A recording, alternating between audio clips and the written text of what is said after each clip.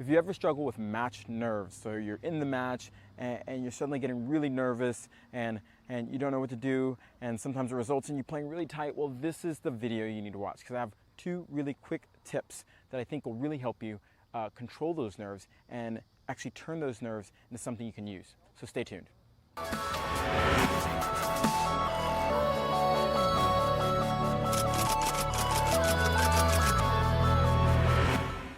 So like I said, have you ever been in that match and you start getting tight and oh my gosh, it's like you can't do anything. It's like you're so tight.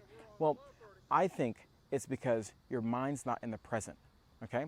And the reason why this video is so important, because at some point in time when you play tennis, you're gonna get nervous. There's something on the line, maybe it's a big point, and we've all had that moment where it's so uncomfortable, and guess what? We choke. I hate when I choke.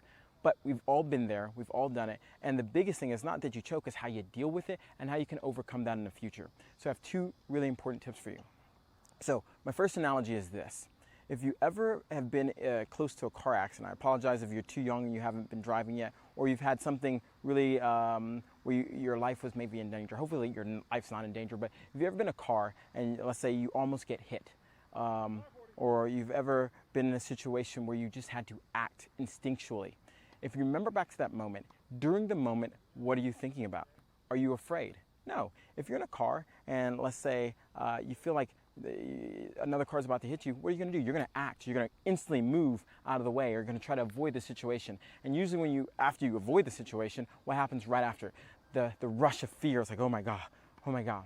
Well, the point of me telling you this is that if you think about it, when the situation's actually going on, you don't have any fear. You're just acting.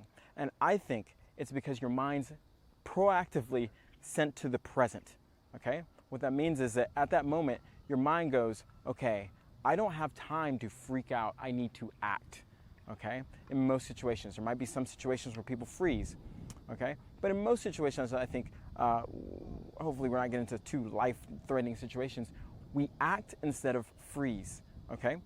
So the point of this, relating it back to tennis, is that a lot of times the reason that we start feeling the nerves, we start getting super tight, is because in our mind, we're either in one of 3 places.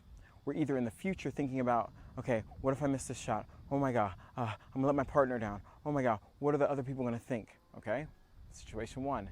Situation 2, we're gonna go, I played so bad today. I can't believe how bad I played. I've missed every shot in the net. I've done this. We're focused on the past. Okay, or the first one, the future. Situation 3 is we're focused on the present. Regardless of what we think might happen in the future or what's happened in the past, we're going, you know what, I gotta play this 1 point. This 1 point's important, so what I'm gonna do is really focus on what I'm gonna do here and now, and not focus on the result that might happen in the future or previous results that have happened in the past, and that's the trick. Again, another time to think about. Think about when you've played your absolute best match. We've all had this, or maybe it's not a best match, maybe it's the best point, or you know, for me, sometimes you're on the run and you're hitting that backhand down the line, and you just know, the instant you make contact, you just know. What are you thinking about? Nothing. If you really think about the times when you played your best tennis, and it's like you're almost in your head, and you're like watching yourself playing, going, this is amazing. Why can't I play like this every day? At that moment, you're just in the present. You're experiencing what's going on in the now. You're in the flow, a lot of times people call it, or the zone. What happens that takes you out of that? You start playing like that, it's awesome, it's great, the ball's like a beach ball, and then maybe you miss one. And then you start going, oh my God, I missed one. Okay, what do I need to do? You start pulling yourself out of that flow, that present. Like, what if I miss another one? And then you try to start taking control of the situation. Another great book that I want to reference, it's an older book, but I think it's a great book because it really talks about these things, is Tim Galloway's Inner Game of Tennis. He talks about self-1 and self-2, and I think that's so important. So I'm not going to go through a whole big diatribe about that, but if you're definitely interested in going much deeper, check out his book because it's really good. The second situation is that when we start to feel nerves, it's also how we're going to label that. What's the meaning we're going to give the nerves? Okay, we can give the nerves to like, oh God, I'm feeling that feeling in my stomach, and I'm starting to get really nervous. Or you can also take that as excitement. If you really think about fear and being excited, have almost the same response. The difference is how you're going to label it.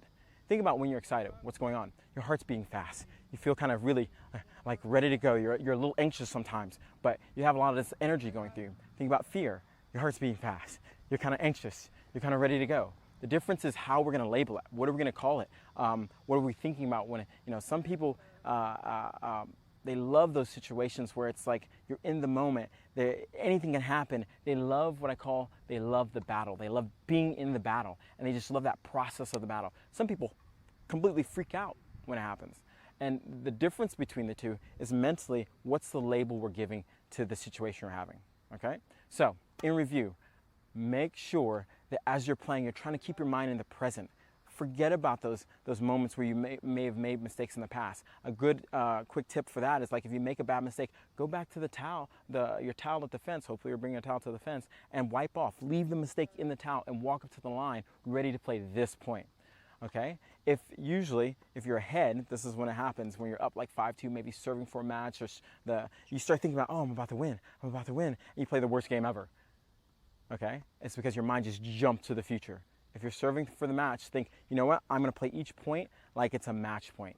I'm not going to be concerned about the next point after that, or where I am in the point situation if it's 5-2. This is one game that I'm going to play amazing, because I'm going to play the same patterns or the same process in the moment that I played that got me there, okay? Second situation, make sure we're labeling the nerves we have. If we have some nerves, that's fine. That means we're ready to battle. This is a challenge, Another great book to reference is, I think it's Carol Dweck's Mindset, where she talks about the difference between a growth mindset and a fixed mindset. In summary, a growth mindset, it loves the process. They love trying to get better because it's an intrinsic thing. They're not so caught up in the result of the thing. They like, okay, I'm going to work hard, I get the result. I didn't get the result. You know what? I know, because I can work hard and continue and be persistent, that I'll get the results. So I'm not even worried about that. I'm just going to enjoy this process of going for it, working hard, persisting. The fixed mindset is so focused on a result that they might try one time and then now they have the result. And they don't want to screw that up, because they know it's like, okay, well, what if I don't get the result again? So hopefully we can train ourselves by labeling the right things and get our mindset into a growth mindset. When I talk to my players, I talk about fall in love with the process, not the results. If you fall in love with the process, you'll get the results. Like when people tell you, hey, what's your game plan? And you're thinking, oh, I'll just go win. What does that mean? It means nothing, okay? If I have a player who's saying, I'm just going to go win, I know they're in trouble, because winning is the result. The process of winning is, what are the strategies you're going to play? What are the patterns you're going to play? When they start talking about patterns, and I'm going to serve here and do this, and I'm going to look for that, I'm like, yes, you're there. Because if you do those things right, you'll get the win. But if you try to focus on winning, you're not going to get the win, because you don't know what the heck you're doing. Okay, so hopefully this gives you some real insight to how you can start really going out and playing great tennis all the time by focusing on being in the present, and if you do get nervous, labeling it. Labeling in something positive, that I'm eager, I'm ready to go after it. Now I'm nervous, I'm tight, okay? The meanings we give the things a lot of value to us, or they tear us down. Okay, so this is Kevin Garlington at TotalTennisDomination.com. If you like this video, give me a like, share it with some friends, and subscribe to this channel if you want more free great videos to help you with your tennis game.